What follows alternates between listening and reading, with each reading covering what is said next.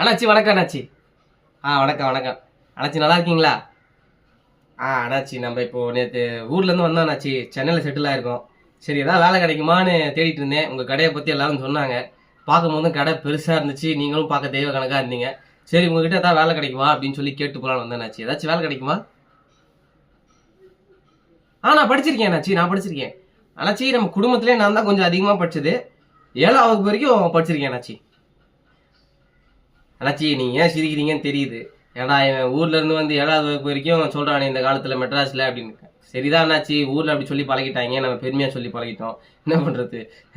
அண்ணாச்சி நான் ஒன்று சொல்றேன் அண்ணாச்சி. இந்த படிச்சவங்கலாம் வந்து 8 மணி நேரம் வேலை, 1 மணி நேரம் சோறு, அப்புறம் வீட்டுக்கு போயிடுவாங்களா அண்ணாச்சி? அது நான் கிடையாது அண்ணாச்சி.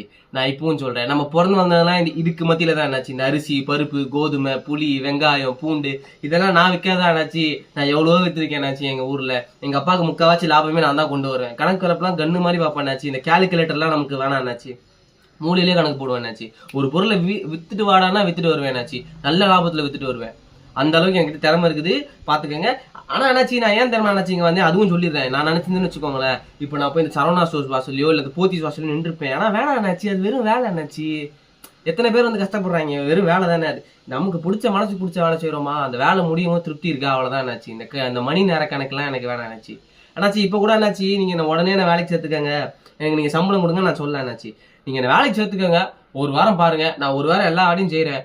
உங்களுக்கு பிடிக்கல, நீ பண்ற வேலை பிடிக்கல போ அப்படின்னு சொன்னா நான் போயிடுவேன் அண்ணாச்சி. ஒரு வார்த்தை நான் கேட்க மாட்டேன் அண்ணாச்சி, ஒரு வார்த்தை நான் கேட்க மாட்டேன். இது நான் கும்புற முனிச்சுரமான சத்தியம் அண்ணாச்சி.